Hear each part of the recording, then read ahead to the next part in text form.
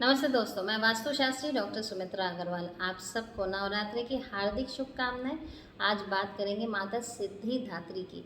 सिद्धिदात्री माने सिद्धियों को देने वाली। तो सिद्धिदात्री माता जो हम जानते हैं 8 सिद्धियां हैं, उन सिद्धियों को अगर आप प्राप्त करना चाहते हैं तो माता सिद्धिदात्री को पकड़ना होगा। अब बात करते हैं, जैसे आज ज़माना है मोबाइल का और हम फ़ोटो भी बहुत ज़्यादा खींचते हैं, सेल्फी भी खींचते हैं, काफ़ी फ़ोटोज़ को जूम इन जूम आउट करते हैं। तो कैसे माता सिद्धिदात्री जूम इन और जूम आउट वाली देवी है वो बताना चाहूँगी। हमारे जीवन में आप देखिएगा बहुत सारी जिनके जीवन में समस्याएं होती है, वो व्यक्ति अपने समस्याओं को काफ़ी बढ़ा के बताते हैं और काफ़ी सारे लोग समस्याएं बहुत होती है और समस्या को बहुत कम करके बताते हैं। तो ये 2 प्रकार के व्यक्ति होते हैं। जिनके जीवन में समस्या है वो उसका समाधान कर पाते हैं, क्योंकि वो उसको बहुत हेवी नहीं बनाते हैं अपने लिए, उसको बहुत लाइट कर देते हैं। और काफ़ी सारे लोग, उनकी समस्या इतनी होती है उसको इतना भारी कर देते हैं अपने लिए कि उनके लिए उसको मैनेज करना बहुत मुश्किल होता है। तो जो 8 सिद्धियों की बात करते हैं इनमें से 2 है अनिमा और महिमा। अनिमा माने चीज़ों को छोटा करना और महिमा मतलब चीज़ों को बड़ा करना। हमने काफ़ी बार सुना है रामायण की कथाओं में और हनुमान जी के विषय में कि हनुमान जी अपने शरीर के आकार को बड़ा कर सकते थे और छोटा कर सकते थे।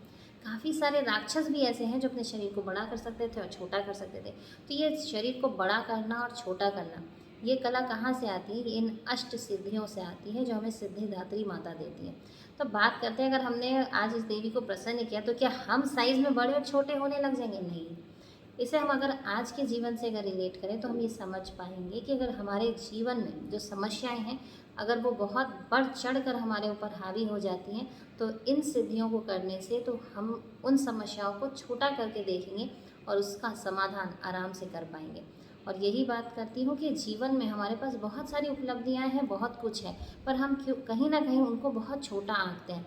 तो जीवन में आगे बढ़ने के लिए हमें हमेशा चाहिए कि हम ये देखें कि हमारे पास हमारा सकारात्मक पक्ष क्या है, हमारे पास असेट्स क्या है, क्या चीज़ है जो हमारे पास ज़्यादा है। लेकिन हम जब उसको छोटा करके देखते हैं तो हम असंतुष्ट होते हैं और कहीं ना कहीं डिप्रेशन के कारण भी यही होता है। तो अगर जो व्यक्ति चाहते हैं कि वो डिप्रेशन में ना रहे या उनके पास जो है उसमें संतुष्ट रहें या खुश रहें या जीवन को सकारात्मक पक्षों की तरफ अग्रसर करने के लिए आज की इस देवी का ज़रूर आराधना करें। एक और बात कहना चाहूँगी, बहुत कम लोग जानते हैं जो अर्धनारीश्वर स्वरूप है उसका संबंध माता सिद्धिदात्री से है।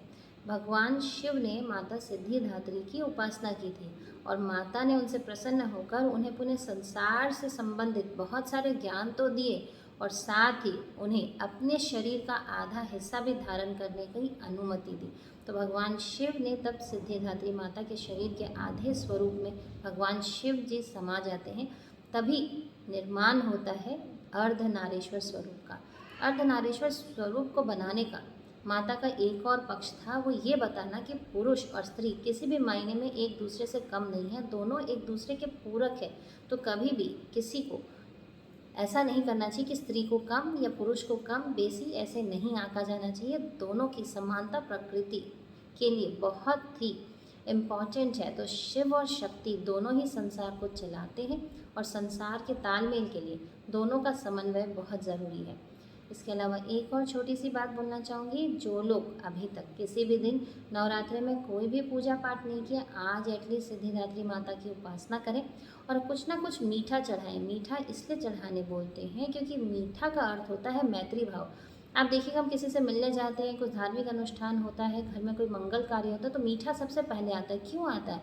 मीठा हमारे मैत्री भाव को बढ़ाता है। तो अगर आप चाहते हैं आपके जीवन में मैत्री भाव बढ़े, आपका समन्वय आपके आसपास के लोगों से बढ़े, तो आज चलें सिद्धिदात्री माता को कुछ ना कुछ मीठा ज़रूर चढ़ाएं।